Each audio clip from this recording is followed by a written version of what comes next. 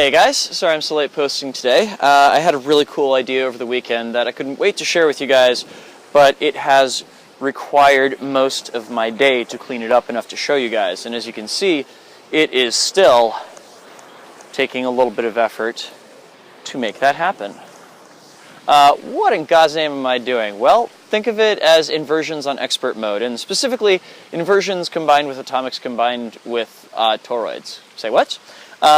So a lot in my tech blog of late, we've been playing around with atomic weaves, and of course inversions have been a notable topic of conversation, and I'm always a big fan of toroids themselves. And being as how all of these different moves more or less play around with spaces around the body, and specifically in a 3D context, I wanted to create a way to make all of them smushed together in a way that would look really, really cool.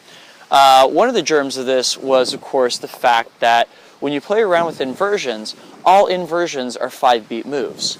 At least if you continue them through on both sides so they're symmetrical, right? Split opposites, split same, and of course, same time opposites. All 5-beat moves. When we try and contrast that with 3D, other kinds of 3D moves, however, like toroids, the option we have on our plate is, of course, the pentagram, which, because it reverses direction each time you go through it, if you do 2 of them, you wind up doing a 5-beat move. It's not necessarily a 5 downbeat move because you've got the horizontal section in there, but there are 5 total circles that the poi completes in the course of putting together 2 of those pentagrams, 1 forward and 1 backwards, right? So then the question became, okay, well, can I combine all these together into a unique and really cool mashup? And the answer, of course, is yes, but it took a hell of a lot of effort and more than a little bit of inventiveness in terms of where are my hands going to go and what are they going to do. So let's talk for a second about kind of what the basic elements that make this all fit together are. It starts off, of course, with a split time same direction inversion, which is also called a barrel roll. And at this point right here where my right hand poi is coming up between my arms right there, I'm actually going to bend it off to the side so that it winds up in, that's the wrong direction, in this orientation right here, yeah? Which we know is a place that's really comfortable to go to if you're doing what would be a buzzsaw weave, except that you're doing it in an atomic kind of context with 1 poi horizontal and 1 poi vertical, right? Now, when you're in this kind of place right here, whichever poi is going horizontal, you're going to pull it back in towards its native arm. The reason being that you're going to splay yourself out in such a way that you now have the option of doing the reverse split opposites inversion. And just like we did with the forwards inversion, you're going to have this moment where the hand that initiated it, when it comes out, is going to go horizontal like such, yeah? Now, you actually have a moment to breathe right here. As it's going horizontal, you're actually going to let it drop back into a buzzsaw for just a half a beat, right? Once you've had that buzzsaw, it's time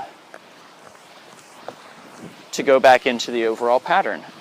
And thus, ta-da, you've now combined a pentagram in toroids with 2 different kinds of inversions and thrown in a little bit of atomic weave action just for some added spice, you know? If you want to really make your life difficult, you can try taking out 1 beat of this, such that this is such a pain. You just go straight from one to the other and you skip one of the vertical beats of the pentagram. I do not recommend doing this because it's really, really hard. So yeah, some of you guys out there who've been playing with tangles and the like have already been playing with stuff that looks kind of similar to this. So I would say this is a nifty tool that you could add to your utility belts.